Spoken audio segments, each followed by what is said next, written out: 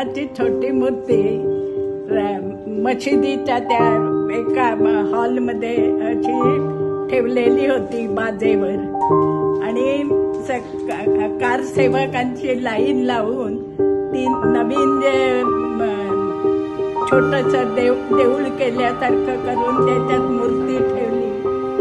ती मूर्ती लाईनीत असल्यामुळं ती मला हातात घेता आली.